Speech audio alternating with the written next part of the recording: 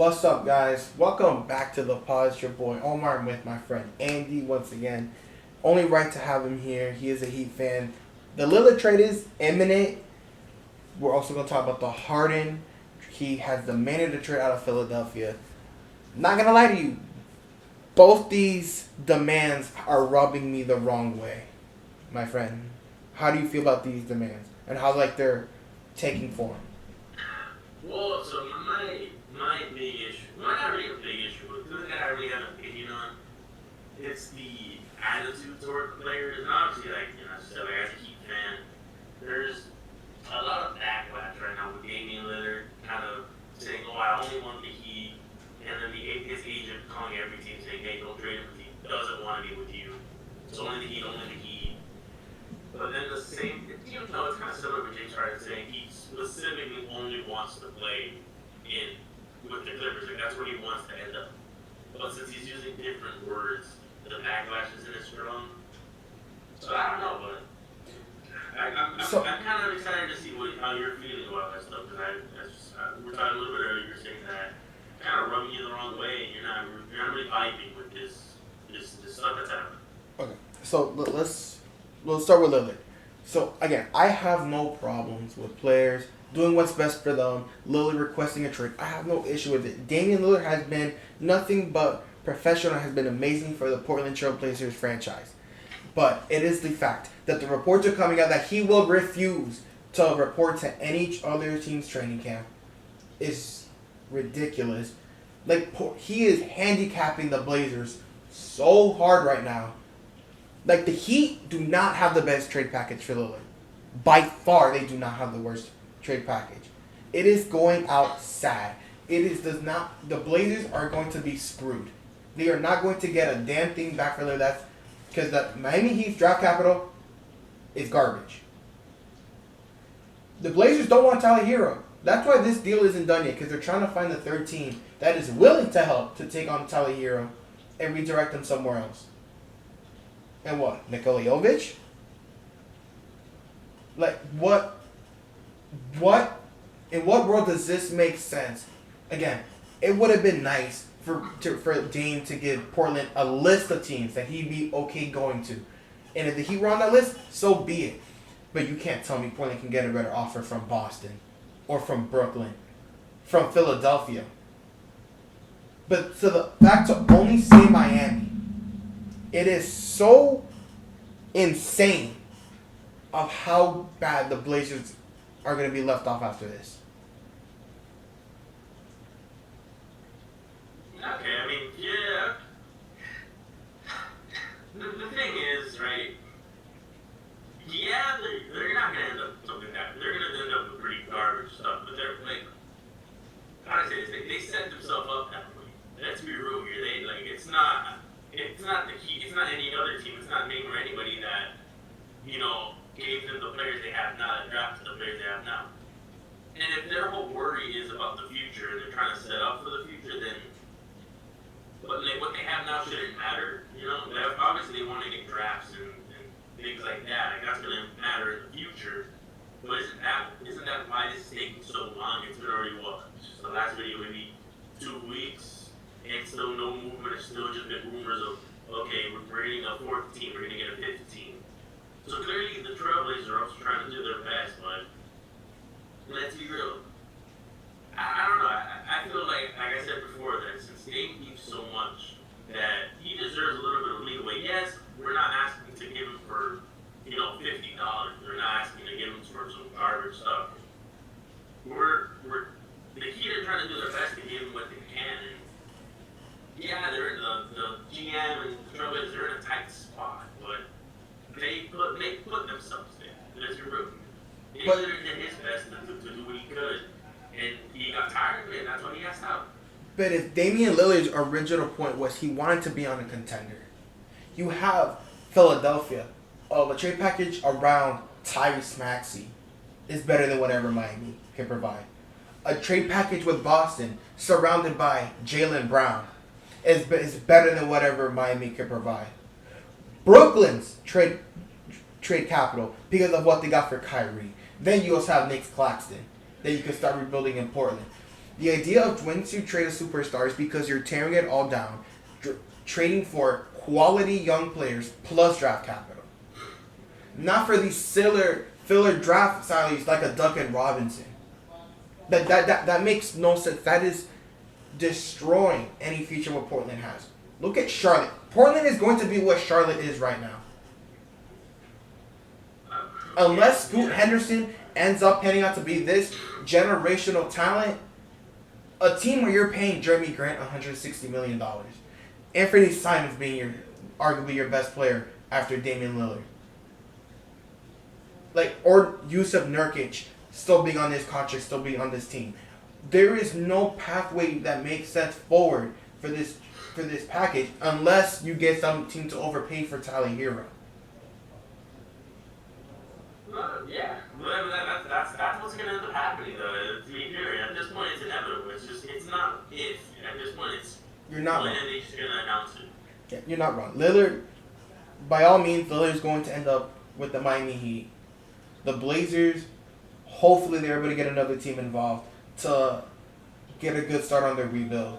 But if I'm going to be honest with you, for the Miami Heat standpoint, is this really going to take you guys over the hump? There will be people that will say the run to the finals is a bit fluky. You barely made it out of the play-in tournament. You lost your depth. Oladipo's in OKC now. Vincent's with the Lakers. Strus is in Cleveland. You're trading the rest of your depth away, little depth away you had, for Lillard. Did we not just watch the Phoenix Suns fizzle out in the playoffs because they had no depth? What do you see from Miami's roster? See, well, my thing is that Miami's strength isn't. Their strength isn't yes, of course it was their depth, but it's not like how do I say it? It's not like we picked that depth. We didn't trade. We built it from our ground up. That's kind of like the biggest strength Miami has. So he's finding these little, rough diamonds, right? They might not be all-star levels. Gabe Vincent, where was he before this season? Fair. He was on the bench. Max Strus, where was he? Getting booted from another team. So my thing about this is that yes, the Heat we gave up so much. We gave up Strus, we gave up Vincent, or the people who's gone. We're probably gonna try to win Kyle Lowry, Tyler Hero, maybe Duncan Robinson. We're getting rid of one of our young cores, we're getting rid of that big stuff.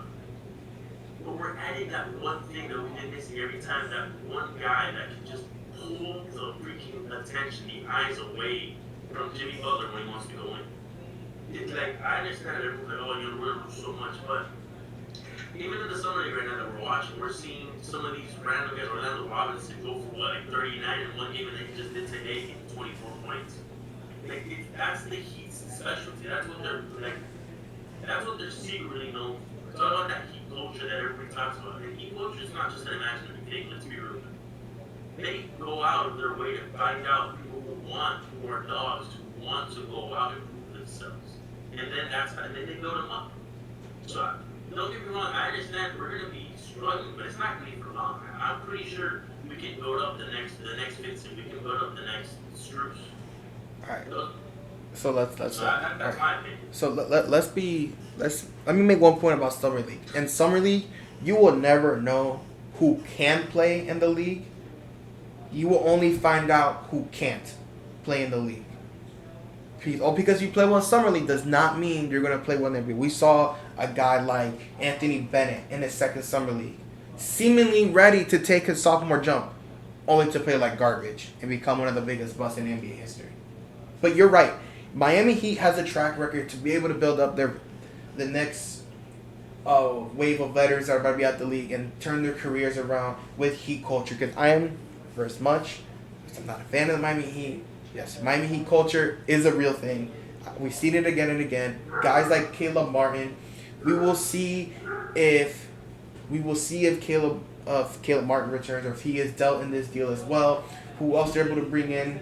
Who's left in free agency? If Kevin Love is around, the Miami Heat will be depleted, yes, but we will see what Pat Riley does. We are still long away from training camp. It's only July. We still have the World Cup to go through. We will see. But I just question. We just saw the Phoenix Suns with Chris Paul, Booker, and Durant in a series where Devin Booker was playing sensational. He was putting up 30 on amazing efficiency. We saw Durant playing well as well, just to get Jokic and Jamal Murray played well, yes, but it was Aaron Gordon, Bruce Brown, MPJ, Christian Braun, so on and so forth that played well in their roles to aid their stars. I just question if Miami just taking the Phoenix route, because you're going to have to beat Milwaukee. Giannis is going to be healthy this year. We'll see what Philly is. Cleveland's going to be nice. And all these other teams still out east. Is Miami, with Lillard, with no depth, able to take down any of those teams? Because guys like Paul Pierce say Miami will be a first-round exit. And that will be a failure for the Miami Heat. Yeah, no, I agree. I think at this point, when we get Dame, next season has to be like finals again, or it was a bust. If we're gonna be honest here, but it's like the thing is if we're gonna compare things like that, like everybody right now in the East, like granted the season has started, but on the East side, everybody's either stayed the same or they've gotten worse. If we're gonna be real. Maybe not 100%. Like, let's take Boston. Boston lost Marcus Smart. That was a guy that would throw himself on the floor to help energize the team. I would argue the Boston Celtics got better. Yeah, but that's a person can stay perfectly healthy though, right? If you can actually play yes. the way that the Celtics need it. That is fair. And then right now we have then what? We got Raptors. They're nothing. No. Toronto. They're done and over with. We have Milwaukee Bucks, and you only see that actually have stayed the complete same. They haven't lost anyone or gained anybody from what I know. Right? No. We will see what Philadelphia does in a Harden deal, which we'll talk about in a second. Yeah. Then we have what? The Cleveland Cavaliers. They added next year, so that's a positive for them. They drafted Imani Bates. I like their depth now a lot. They still have Isaac Okoro off the bench now. They brought back Karis LeVert. I think that playoff experience for the young front court is going to do them dividends. I think Cleveland will be very, very dangerous. But, how do I say it? They were a surprise first-round exit when they went against the Knicks. But yes, that was a disappointment of the first-round exit. But that was a lot of their young players' first time in the playoffs. That goes to my point where it's what? So far I've only been surprised by one team that's actually gotten exponentially better. I think the top three teams in the East will be Cleveland, Boston, and Milwaukee in whatever order. Okay, that's fair, but let's say what? They were still the top four this season. And that's just, Bucks did get injured, right? Bucks was injured, so I'll give him some slack. To that Boston, they were pretty good, and we still got him. The Miami still beat him in what, 6, 7? It was 7, but let's not pretend Tatum got hurt in that game 7, within the first few minutes. That's what I'm saying. It's to that point where anything can happen in basketball. So just because they've added or they've lost or something's gonna happen, it's a sport. Yes, you're right. So let's also say this for fact. Once the Heat do make this trade, one of Damian Lillard, Jimmy Butler, or Bam Adebayo get hurt, the Miami Heat will be one of the worst teams in the league. Yeah. The injury caveat works for anyone, especially on a team that has no depth. The injury bug will bite even harder. Oh yeah, I agree. That's why that's sports, But we'll continue because I would say right now is a big contender, which was the 76ers. They're potentially losing a big ass star that they need. Yeah, true. They can't hold on to. So I don't know if you want to move into that. Yeah, let's talk about their star that's also doing what he's always done again and again, and it's not looking good for James Harden. James Harden put on the fat suit to get out of Houston. Then I don't blame him for the way he left Brooklyn. That was a huge mess to begin with. But then once you get traded to Philadelphia, you say, "This is where I want it to be from the start. Happy to be here." And then and then a year later, you want out. It's not the fact that you want out. There was no market for you. James Harden had no market. That is why he opted in. No one. There's not a big trade market for James Harden. Because James Harden, again and again, underperforms in the playoffs when it matters most. Again and again. So now he is demanding to go to the Clippers. And only the Clippers. To a team that has in this situation, Harden demanding to go to the Clippers is not as bad as Lillard demanding to go to Miami, only because the Sixers are not going to rebuild. The Clippers have quality veteran pieces like a Norman Powell and guys like that to fill in the roles of Philadelphia. But that will put a lot more tension on guys like Tobias Harris and Tyrese Maxey for this year, for the year to step up. Yeah, no, I agree. But overall, what is your viewpoint on how Harden's going about all this? Like I said earlier, like it's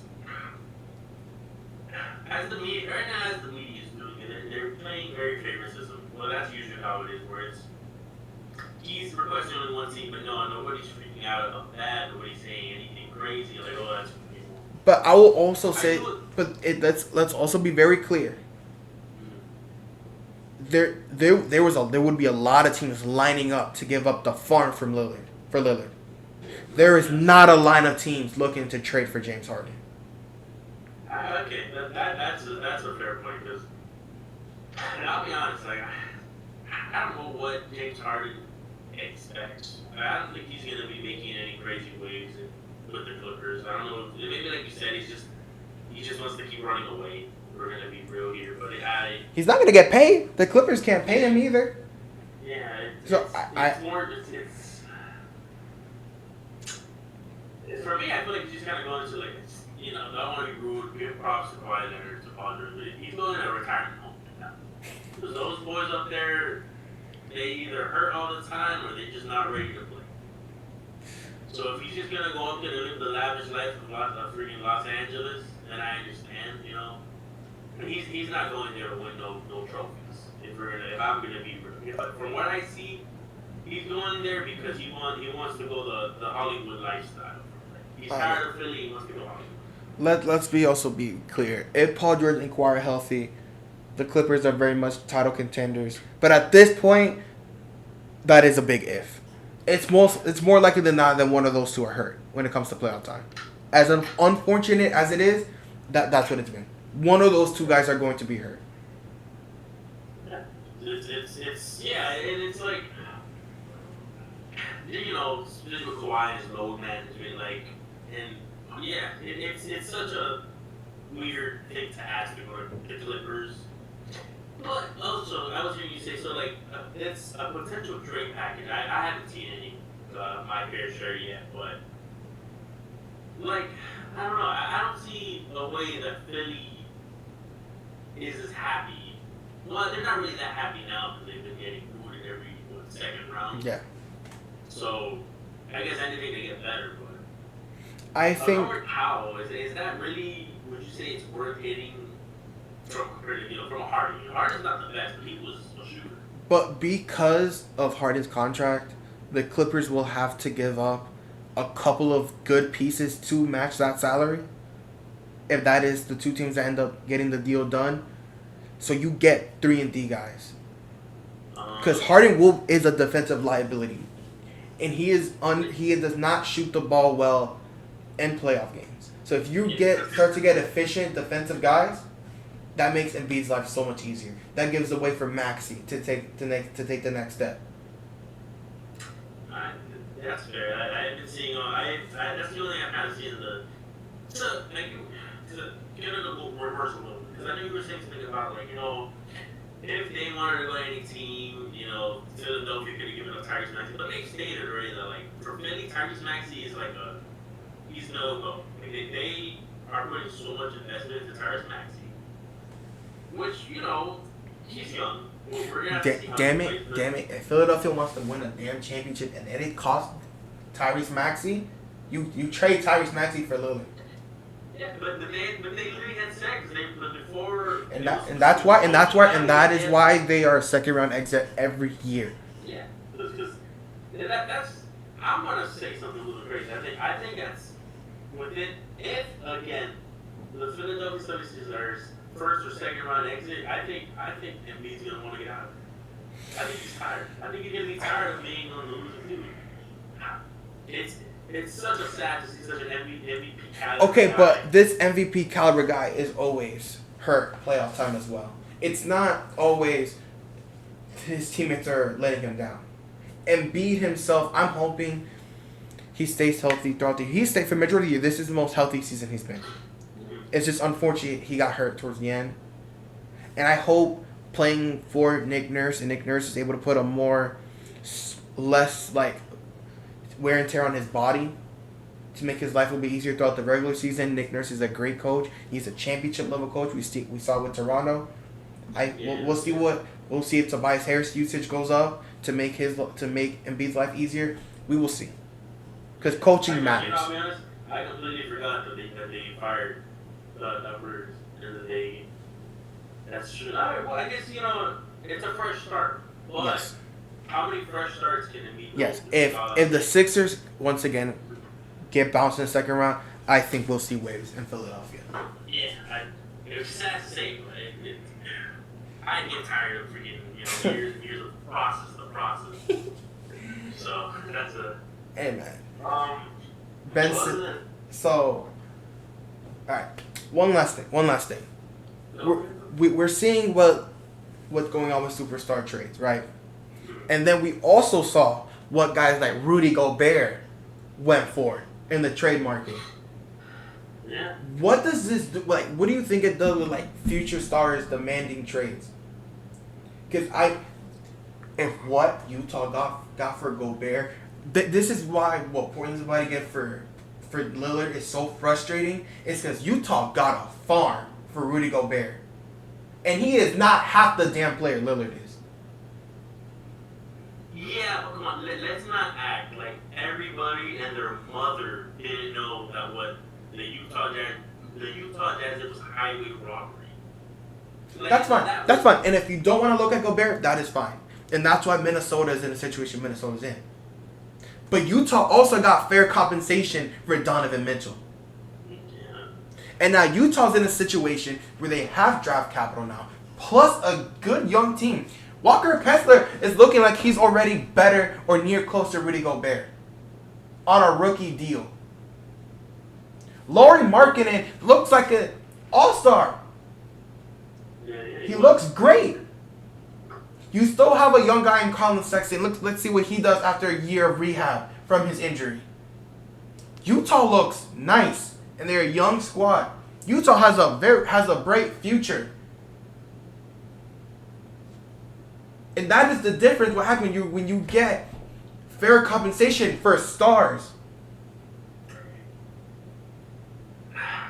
It was a win-win. Look at Cleveland. Both these teams, it's a win-win situation. Hey, but the thing is, you're saying all this, but we're looking, and so far all Cleveland did was become a first-round exit. As of right now, you know what I'm saying? And Minnesota was also a first-round exit. Minnesota trading for Gobert was a mistake. Minnesota traded for the wrong star. You already have Karl-Anthony Towns. That was their mistake. That's their front office, their management issues. But it was a learning process. Every young team will go through their growing pains, and that's what Evan Mobley went through, dealing with the physicality of Mitchell Robinson and what the Knicks did. They had to learn, because we both know regular season and NBA playoffs is a different game. And Cleveland learned. This was Mobley's first playoffs. This was Darius Garland's first playoffs. This is what, Jarrett Allen's second? Because he played once with Brooklyn in the playoffs. This is his second playoff stint. So this is very different for Cleveland. So I am not going to kick them down because they have one playoff exit. Cleveland is a top 3 team in the East. They are title contenders. They are very dangerous. Yeah, but until we see something, I'm just saying, until and we can talk about what is, but I'm just talking facts and like what we've seen. So until the season starts, until the next playoffs start,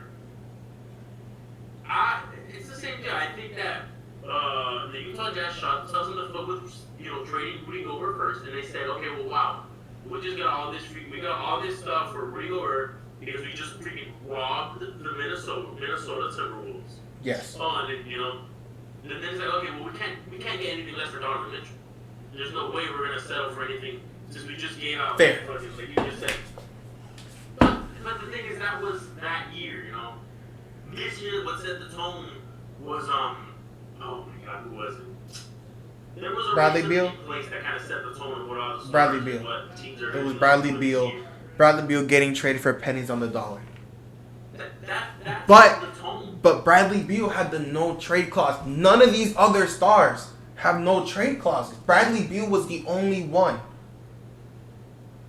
But the thing is, I think we talked about this before, is that if they don't do whatever, if they don't do what sad thing to say, if they don't do what Damian Lillard wants, then Damian Lillard is just gonna talk the absolute garbage, and it's gonna show to every other team in the NBA saying that loyalty won't get you a damn. And that's the biggest issue. Is that right now the Trailblazers have to show that loyalty does mean stuff in the NBA. That being long term, that sticking with one team for a long time will get you some advantage than being a James Harden asking for a trade every 2 to 3 years. So that's what we have to focus on now, and that's why Damian Lillard gets that little bit of benefits of being able to stand his ground and say, I want this team or I don't want to go nowhere. That is fair. But I'm just saying it would have been nice to help the Blazers out and give them 3 or 4 teams. Not Miami or bust, and now Portland's not getting a damn thing back. Yeah. Yes, you're not wrong. You're absolutely right. Where it's like Trailblazers are getting the short end of the stick. But we're still technically talking of what we are thinking, which is a 2-man trade. There's probably going to be a third team because, like you said earlier, Tyler Hero. The Trailblazers don't want Tyler Hero. If the Blazers, okay, you're not wrong. If the Blazers are able to then swing all these veterans they're about to get, like Kyle Lowry, a player like Tyler Hero, once they're able to move those players off to other teams and get compensation for them, maybe this trade will look completely different. And I will feel better of how Portland moves forward. But we will see. Yeah. This was just a little preview of what the foundations of this deal will look like for both sides. But once this full trade gets completed and we see where these teams stand, we will see. We'll have our winners and losers of the deals then. Yeah. But I'll just keep waiting for everybody watching. Just keep waiting for that update because I'm telling you, the second that Dame trade gets confirmed, we will be back. We'll be right smiling. Here. We'll be right here. We'll be right here. We'll see. There's no time. Other than that, do you want to talk about anything interesting in the summer league so far for you? I know the Magic haven't been doing. Again, there are 2 rookies. Again tonight, Anthony Black and Jet Howard did not play. The last time I looked, the Magic were getting completely creamed by Portland. But again, in summer league, wins and losses do not matter. It's just seeing how your rookies and sophomores are playing.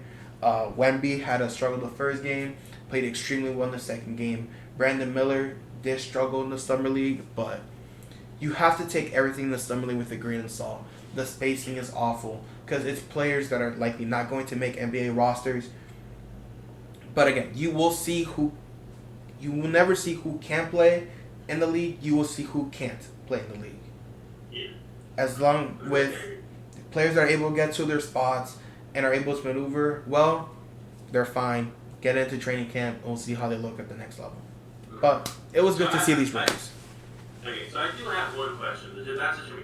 So I had seen on my Twitter feed where it's like I don't know. I think it was like the Orlando Magic were promoting this guy for the summer league, and then they just have not been playing. He's in the DNP this whole time. Have you seen that at all? Or no? Yeah, Kai Soto. Again, for 2 things. What what a marketing team does and what the actual coaching staff does have nothing to do with one another. Okay. But again, that just, you never know what he looked like in practice, what he looked like behind the scenes. You never know that either. But I don't know if he played tonight or not. I am pretty sure they were gonna play him tonight, especially with the Magic not playing their 2 rookies. So especially Caleb Houston did not play either. So I wouldn't be surprised if he got burned tonight. But yeah, it's, you never know what coaching staffs are gonna do. But all right, my friend, thank you so much for joining me. That is gonna wrap it up. Thank you guys for watching. Let me know what you guys think in the comment section below. The trade package gonna look like. What does this mean? How trading superstars looks like going forward? Let me know. Thank you guys for watching. See you guys next time.